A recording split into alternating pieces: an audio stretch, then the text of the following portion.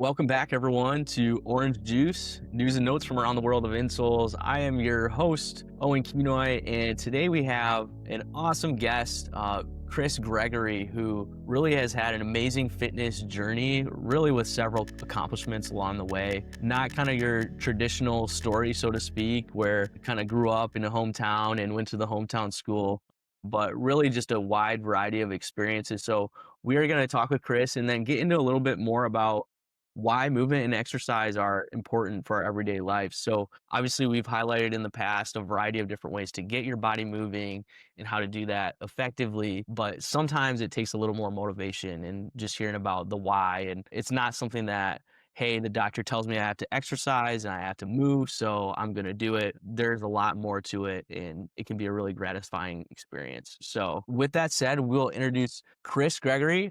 He is the community outreach coordinator at Playmakers, avid runner, loves to move his body, but I won't speak too much for him. But welcome on, Chris. We appreciate having you on. Yeah, thanks, Owen. Appreciate it. Absolutely. So Chris has been with Playmakers for how long now? Just over 2 years. Awesome. And then as community outreach coordinator, I'll spoil it a little bit for our audience. There isn't necessarily just like a typical day for Chris. He is doing all sorts of fun, different stuff to kind of push the idea that movement and exercise is really important and can be something exciting as well. But Chris, what would you say kind of your whole job entails? I know you also work with like training the staff at Playmakers and whatnot, but how would you kind of start to describe your role there? Yeah, my role here at Playmakers, lots of variety, which is great. I enjoy that. I work the sales floor as a fit specialist. I do a lot of stuff in the back room. So pulling orders, organizing, and getting new or sale product where it goes. And obviously the community outreach coordinator, setting up and going out to physical therapy and podiatry clinics in Greater Lansing to do our Footwear Matters clinic, which is essentially talking about what we do here in store with our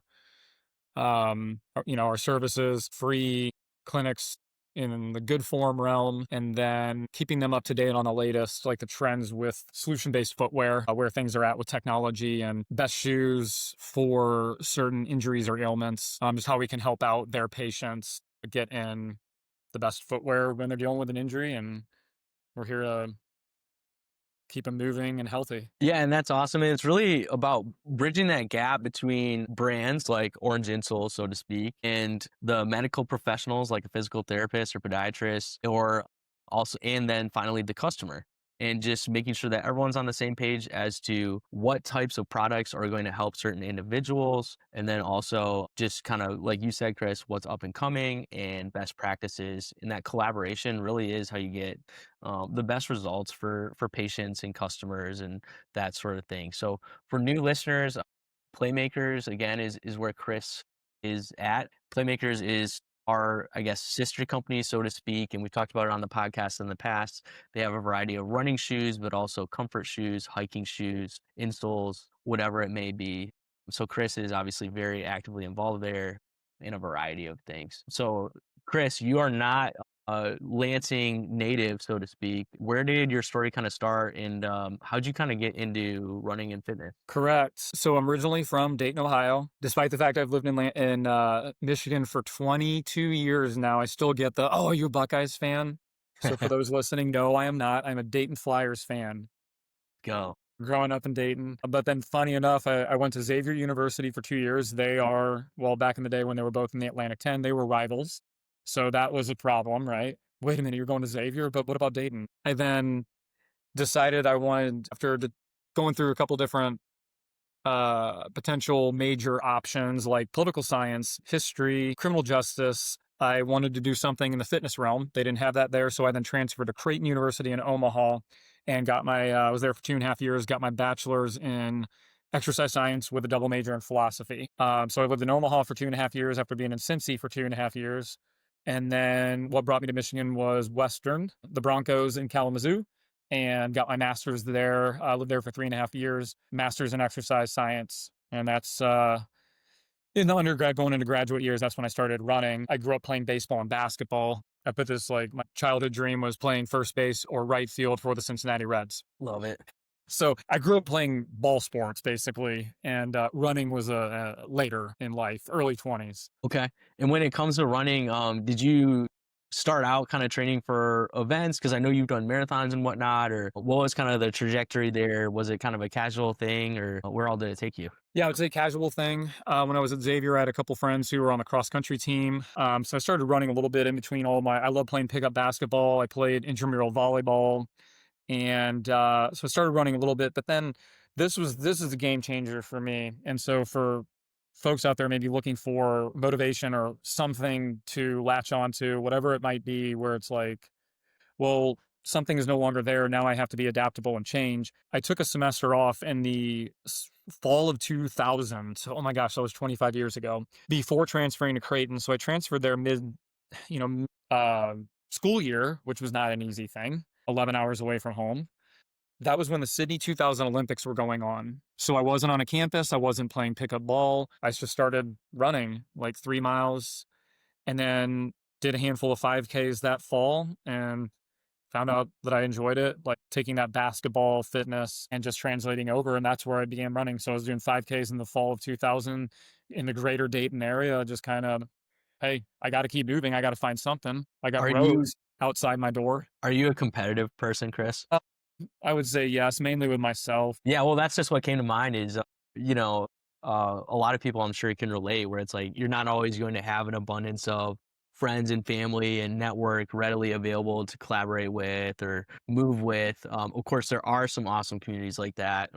Playmakers Right. obviously has their run group, but running can be something that you can do with yourself and challenge yourself and really make it more of like a self growth journey and that sort of thing. And a lot of people have seen really awesome transformations, whether that's from a body perspective or from a mental standpoint or whatever it may be. And that's interesting that you say, just when you're kind of in between things, that's when you picked it up because it is Yep. something that is so easy to pick up like that. So, And I think sometimes going back to the one of the questions which I really want to talk about at some point is what can be a barrier for someone getting into exercise or finding movement in their life. And honestly, that was a barrier at that time frame.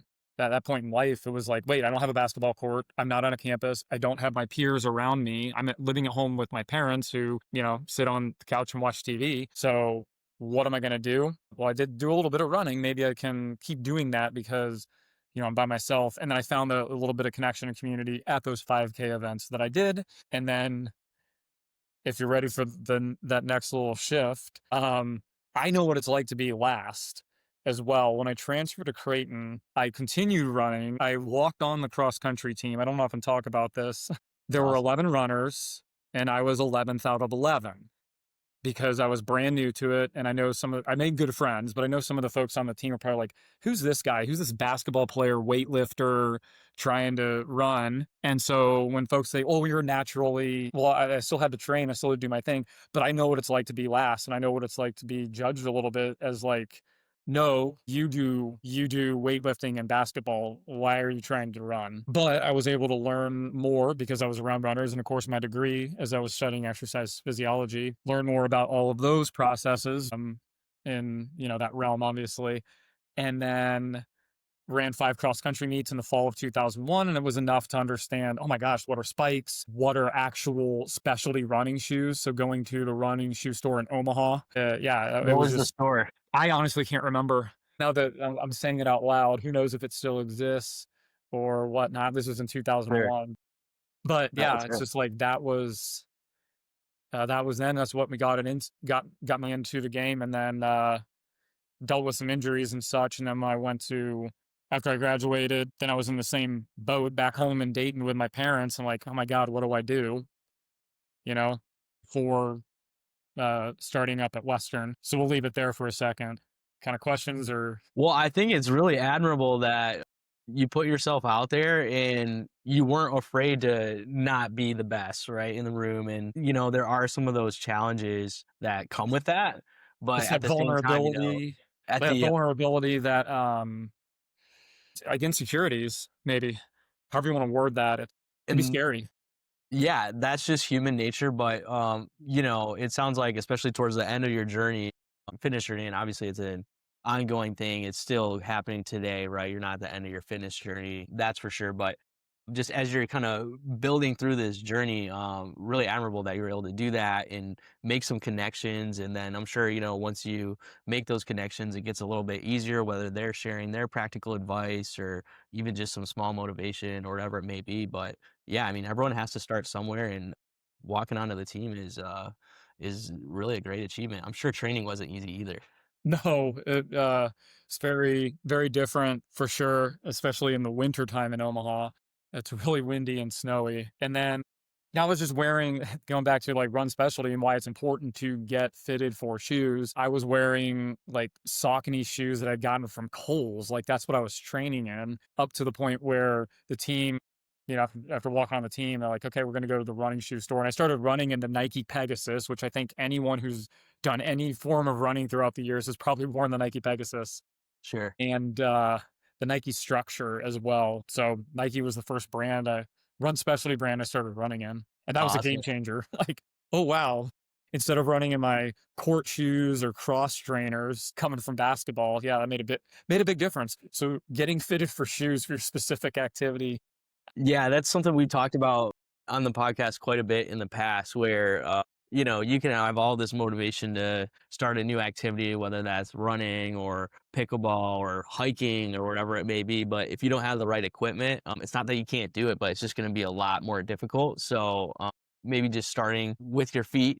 I was gonna say from the ground level, but just starting with your feet and take care of yourself there really goes a long way when you are kind of hopping into these new things that you're trying out. Yeah, we do that at Playmakers. We help fit people for shoes for the right activity, whether it's, obviously we get runners, but I mean, most people are coming in for that comfortable quality pair of work shoes or lifestyle just day to day because they are dealing with some ailments or injuries. But in the winter, like hiking boots are going to be much preferred to an on casual slip on. And then if you need a recovery sandal at home, then like we got you covered there, or a Birkenstock sandal because it's summertime and you want something supportive, but it's hot outside. So it's not just for athletics, it's also for seasonal. Like what kind of footwear are you looking for specifically? Yeah, it's really about holistic health. It's really tough to point to, one pair of shoes or one product. Or, I know you mentioned the good form classes, and you also do stretch, strength, and roll. So you can't, just run or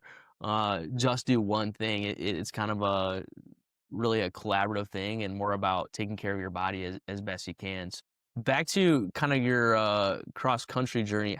How did that end? So you walked on, and then did you finish out your career on the team? Did you kind of do any running post collegiately, or what did that end up looking like? Yeah, that's a good question. I should say too, I forgot to mention, I do coach good form run and stretch, strengthen, and roll. That fits in really well with the personal training background, of course. And I love talking about that stuff because I know it's helped me. And that's a perfect question. Segue. Yeah, I ran the 5 meets in 2001.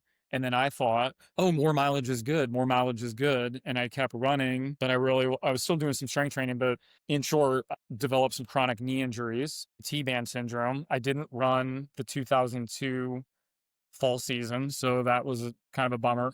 Still played a little bit of volleyball and some, pickup basketball, maybe racquetball here and there, but essentially it was a little challenging if I think back to it. Just a short stint, but in the moment you're like, oh my gosh, I'm a wreck. This is what's going on. Graduated in 2003 May, and then when I moved back home to Dayton, I was still having issues. So I was at a local fitness center, strength training, along the elliptical a lot. I learned how to swim when I was at Creighton from a couple friends, doing a lot of aqua jogging.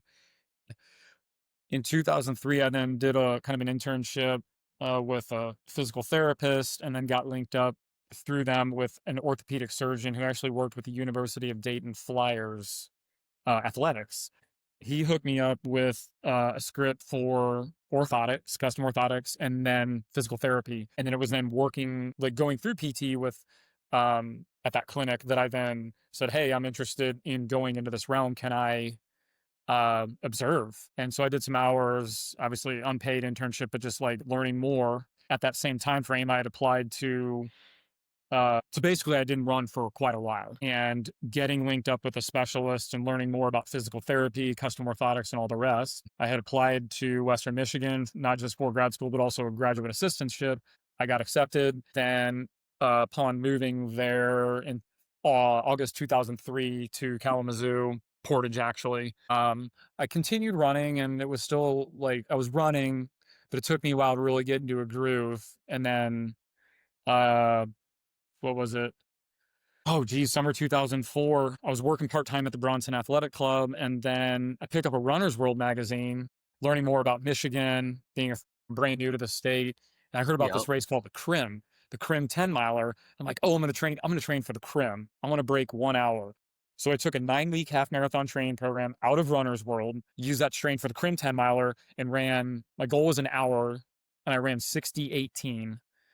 So it's pretty darn close for how hilly Very that close. course is. So I was pretty stoked with that. And then I just continued that training program for 9 more weeks. I had two friends that I had met there.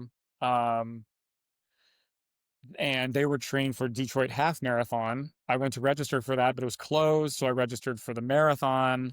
And I was like, oh my gosh, I don't like that's a long way to go. So I Yeah. basically took the half program, added to my long runs, and ended up running did a few 5Ks as well throughout the fall, and then ended up running Detroit in 2004, ran a 2:49, qualified for Boston. And I think that was like game changer point right there, was like, I've taken my degree, worked through some injuries, talked with an orthopedic surgeon, physical therapist, and suddenly I'm, qualifying for Boston in my first marathon. It was like pretty crazy. Yeah, so there's definitely some talent involved in that.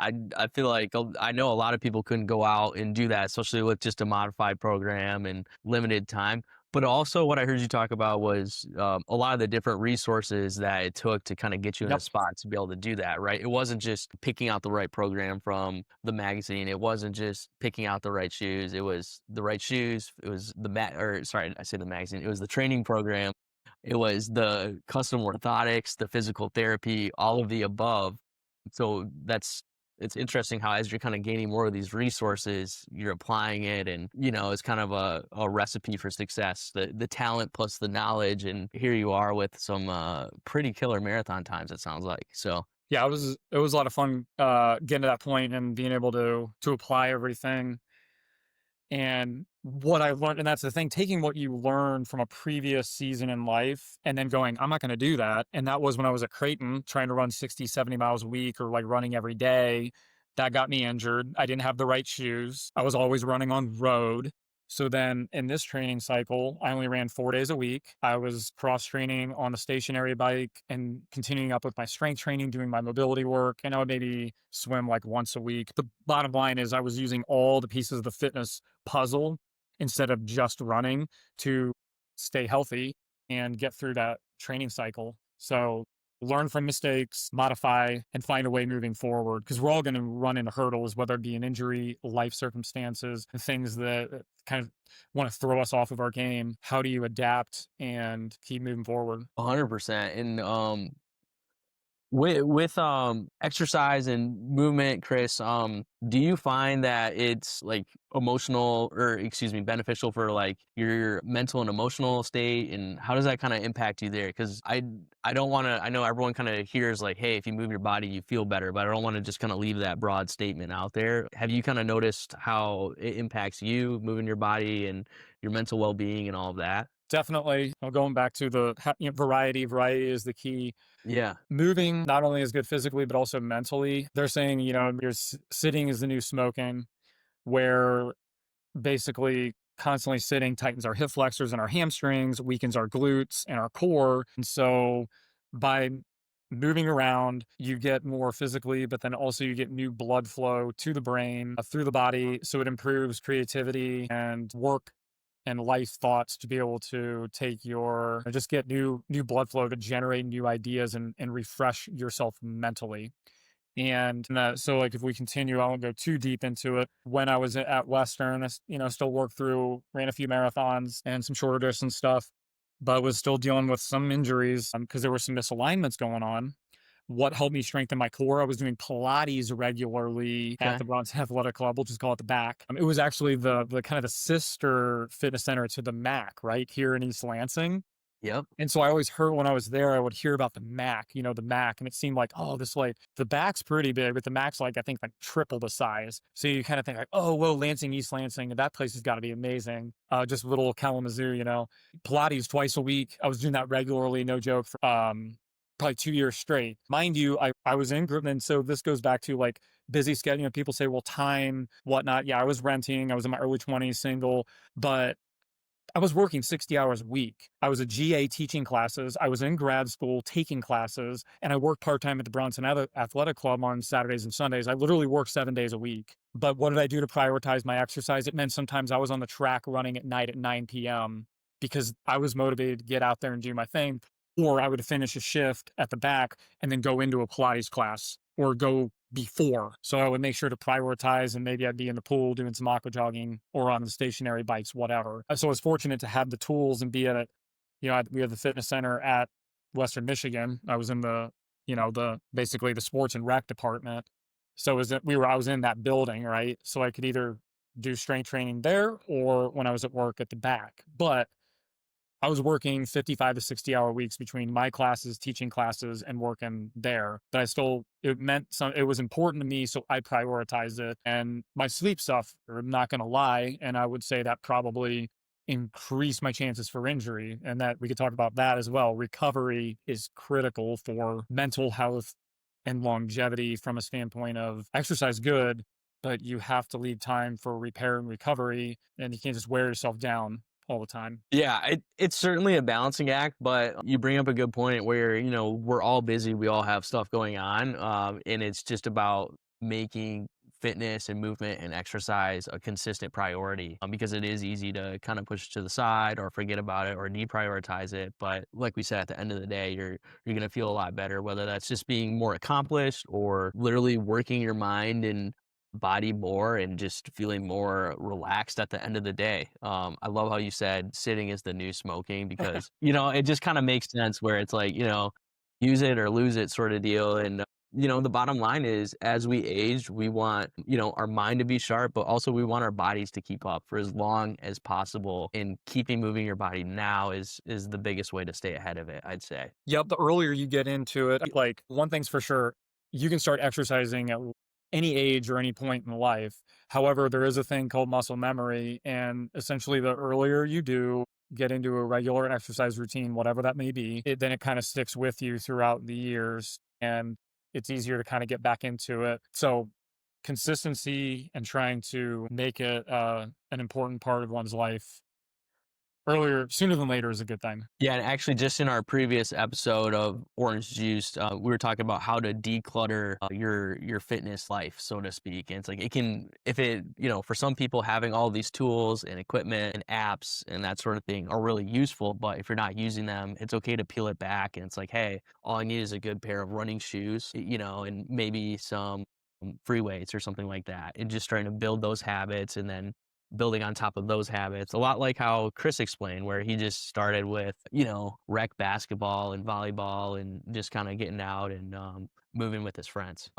Chris, so we are absolutely going to have you back for another episode if you'll come back. But as we kind of I would wrap love up, to. I guess, your running journey, or we start to wrap it up, where did things kind of take you from there? I know you mentioned you qualified for Boston. I assume you went and you ran, but what's kind of the long story short on the rest of the running career and whatnot? Geez. And we can leave a cliffhanger for episode 2, and that's fine. Potentially leaving a cliffhanger because I mean I could streamline it, but it's really long. The past 20 years, I would say that after those first few marathons, having some injuries and getting linked up with the right specialists, I started swimming and biking per the encouragement from triathletes that I met at the back in the local triathlon club. Then got me in the sport of triathlon.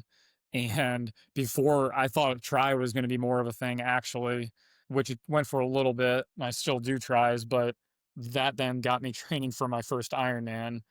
And I did one and never again. Uh, yeah, triathlon helped improve my running game. Let's put it like that, because I had more variety and allowed me to stay more injury free. And yeah, that we'll put it right there. That's about 2007, 2008. Okay. Well, as we talk about why movement and exercise I think that could be just an appropriate stopping point for now to hear how Chris got into things. He didn't just flip on a switch overnight and start running 10Ks and half marathons and marathons. There was a lot of trial and error along that way, trying different activities. And one thing that I know Chris has preached is just variety in your movement, not just counting on running or biking or swimming or playing basketball, but just moving your body in so many different ways. So I'd say that is a great story, Chris. Thank you for sharing. And I know there's more to it that we will dive into, but hopefully for our audience, you were able to get some motivation for yourself to get out, get moving, to exercise. Maybe you are already moving and just having a hard time taking that next step. So, Chris, maybe if you are having a hard time taking that next step, what are some things that you'd look at? For me, I guess what comes to mind is maybe like form or footwear. What kind of quick things would you highlight for people to keep in mind as they get started? Yeah, definitely getting the right shoes for your activity. That's huge because they can lead to injury. It did for me. And then having a pair of insoles like Orange, in my instance, it was custom orthotics at the time, some sort of insert to assist can help, which it did for me. So getting fitted for the right shoes, potentially getting some insoles, if that can be beneficial. And then finding an activity you like. That's the key. Don't do something just because it seems trendy or others are doing it. You gotta really like it. And then if you can find a few things you like, then it might ebb and flow seasonally. Maybe you have some things indoor. I mean, I still love strength training and it's an important part of the puzzle. So have some indoor stuff and some outdoor stuff, but find what you really like doing and then get the right equipment. In this instance, starting with obviously the footwear, the ground up, is a game changer for one's comfort and enjoyment of that activity. Well said. I think I know Chris has the experience in the background to kind of back that up. So hopefully our listeners are just hearing that and really taking a few good points out on how to get moving and exercise your body. But so much to dive into still with Chris. We are going to have Chris back on a future podcast. Hopefully in the next several episodes, we'll have to just get with Chris and make sure our schedule is aligned. But thank you so much for listening, and we'll be back with more news and notes from the world of insoles. Take care.